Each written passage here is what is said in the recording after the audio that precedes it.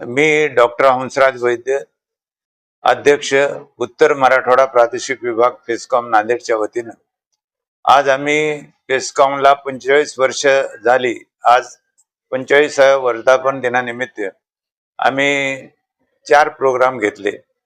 पहिला प्रोग्राम होता आमचा की ज्येष्ठ नागरिक जे कोणी आजारी असतील त्यांच्यासाठी सर्व रोग निदान शिबिर आणि उपचार शिबिर. दुसरं होतं त्यांना आयुष्यमान भारत कार्ड काढून देणं.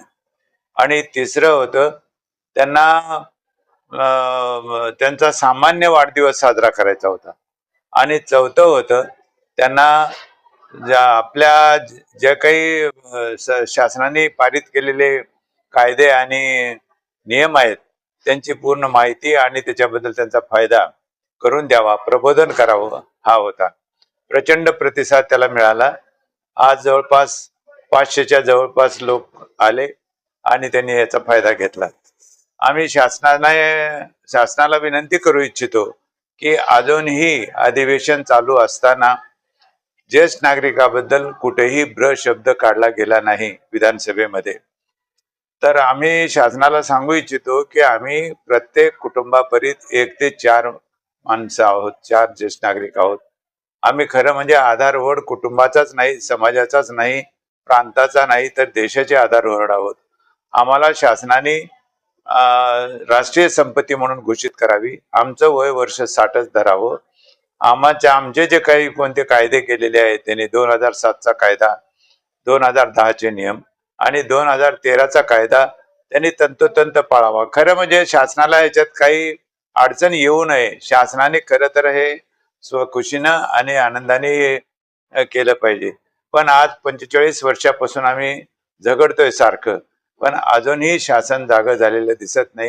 हे अत्यंत खेदाची गोष्ट आहे आणि इथं अत्यंत आम्ही दुःखाने नमूद करू इच्छितो की शासनाने आता तरी लक्ष द्यावं. शासनाचं लक्ष नुसतं लाडकी बहीण, लाडके भाऊ, लाडके भाऊजी सगळे लाडके आहेत, शिवाय ज्येष्ठ नागरिक हे अत्यंत चुकीचं चाललेलं आहे.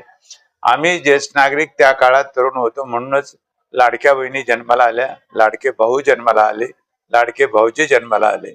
आम्हीच जर नसतो तर हे कुठून आले असते? तेवढंच कशाला, आताचे जे लोकप्रतिनिधी तुम्ही आहात, तुम्ही जे आता जे शासनामध्ये मंत्री आहात, हे कुठून पैदा झाले? तुम्ही आई वडिलाशिवाय पैदा झाले का? आणि म्हणून शासनाला नम्र विनंती आहे की आता तरी तुम्ही जागं व्हावं आणि ज्येष्ठ नागरिक हे गरजवंत, उपेक्षित, वंचित, दुर्लक्षित हा जो समूह आहे त्यांच्याकडे लक्ष द्यावं. शेतकरी, शेतमजूर, कष्टकरी, कामगार, दिव्यांग, निराधार हे सगळे, विधवा माता यांना तुम्ही आधार दिला पाहिजे. आमच्यासारख्या श्रीमंत डॉक्टर, इंजिनियर, वकील, शिक्षक, प्राध्यापक किंवा कुठलेही उद्योगपती 100 वर्ष नाही 125 वर्ष जरी वाचले तरी त्यांच्यासाठी तुम्ही काही देऊ नका, कुठल्याही योजना तुम्ही आणू नका. पण पहिल्यांदा आधी तुम्हाला कळकळीची विनंती आहे की ज्येष्ठ नागरिक मायबाप योजना आणा, लाडके ज्येष्ठ मायबाप योजना आणा. सगळ्यात महत्वाची गोष्ट अजून एक आम्हाला सांगावीशी वाटते की आम्ही समाजातले एवढे अनुभवी आणि दूरदृष्टी असलेले लोक असून सुद्धा आमच्यातून त्यांनी एक महिला आणि एक पुरुष विधान परिषदेवर आणि राज्यसभेवर घ्यावं. त्यांनी आमचं वेगळं असं मंत्रालय त्यांनी काढावं, वेगळा आमचा मंत्री नेमावा. कारण आम्हाला 40-40, 45-45 वर्ष जर आमचे प्रश्न सुटत नसतील तर हे अत्यंत खेदाची गोष्ट आहे, अत्यंत वाईट गोष्ट आहे आणि लज्जास्पद गोष्ट आहे. आणि म्हणून शासनाला नम्र विनंती आहे की आता अधिवेशन चालू आहे, हिवाळी अधिवेशन. या हिवाळी अधिवेशनामध्ये ज्येष्ठ नागरिकांचे प्रश्न हाताळावे, चर्चा व्हावी आणि त्याच्यात निर्णय घ्यावा. त्यांनी आम्हाला ज्येष्ठ नागरिकांना जे गरजवंत आहे त्यांना 5,000 महिना द्यावं. त्याचं कारण असं की अत्यंत वाईट परिस्थितीमध्ये जीवन जगतायत, त्यांना स्वाभिमानानं जगण्यासाठी त्यांना मानधन द्यावं. 5,000 रुपये द्यावे. इतर शेजारी राज्याप्रमाणे 2दाचं जेवण आणि 2दाची चहा आणि औषधं पाण्यासाठी किंवा इतर खर्चासाठी म्हणून थोडे बहुत पैसे त्यांना द्यावे. तुम्ही कितीही स्वतःचे मानधन वाढून घ्या, आमचं काही म्हणणं नाही. लाडक्या बहिणीला कितीही द्या, तिला लखोपती करा किंवा अजून काही करा, पण ज्येष्ठ नागरिक मायबापांना तुम्ही आधी पहा. त्यांचे त्या गरजवंतांना आधी तुम्ही द्या, त्यांच्यासाठी तुम्ही योजना आणा आणि मग बाकीचं करा. एक जगामध्ये उदाहरण होईल भारताचं की ज्येष्ठ नागरिकांना इथं किती वाव आहे किंवा किती त्यांचा मान सन्मान केला जातो. आज वर्धापन दिन तुम्ही साजरा करत असताना पेस्कॉमचा अनेक सामाजिक उपक्रम वयोवृद्धांसाठी घेतला. आज काय आपला संकल्पना आपली असणार आहे किंवा आपण त्याचा आज संकल्प केलाय? बरोबर आहे. अत्यंत चांगला प्रश्न आपण विचारला, धन्यवाद. आमचा आज गेल्या काही दिवसापूर्वीच आम्ही ज्येष्ठ नागरिकांचा मेळावा घेतला. 15,000 ज्येष्ठ नागरिक गरजवंत जमलेले होते.